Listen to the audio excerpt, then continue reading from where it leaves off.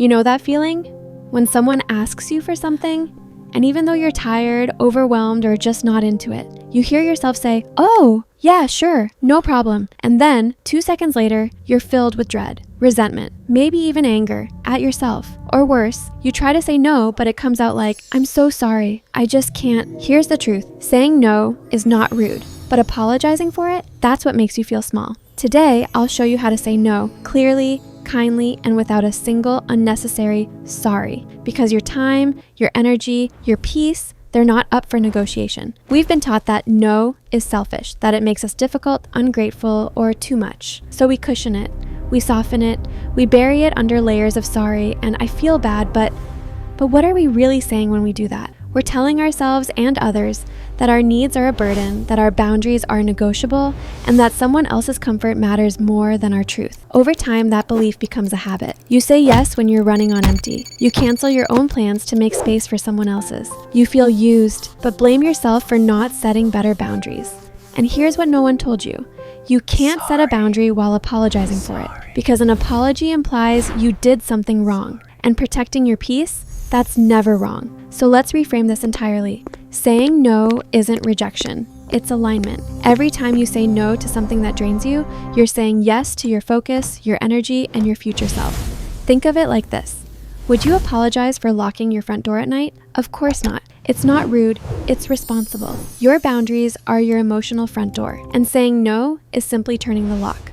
So stop treating your no like a wound that needs padding. Start treating it like a declaration. This is who I am.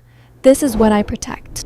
And you don't owe anyone a trial, a reason, or a second chance to convince you otherwise. Now, how do you actually do this in real life without sounding cold or guilty? Start with what I call the direct plus gracious no. No fluff, no over-explaining, just warmth and clarity. Try, "I appreciate you thinking of me, but I can't take this on right now." Or, "That sounds great, but I'm not available." Or even, "I'm honored you asked, but my answer is no." Notice what's missing? No sorry, no justification, just respect for them and for yourself. If you want to preserve the connection while declining the request, use the yes and redirect.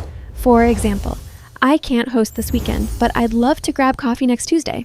Or, "I won't be able to help with that project, but I know you'll crush it." This keeps the relationship alive without sacrificing your boundary. And for recurring situations like work requests or family expectations, try the "this is my boundary" statement. Say, "I don't take work calls after 6 p.m., but I'll reply first thing tomorrow." Or, "I'm not comfortable lending money, but I'm happy to talk through other options." This isn't personal, it's policy, and policies don't need apologies.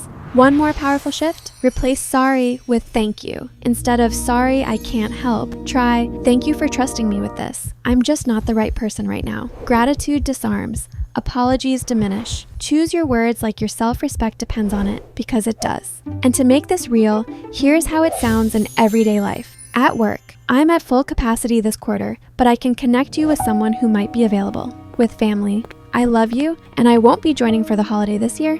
I need some quiet time to recharge."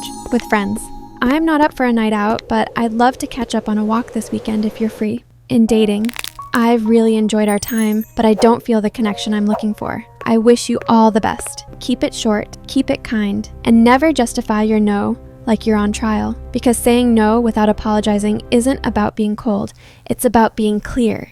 And every time you do it, you teach people how to treat you.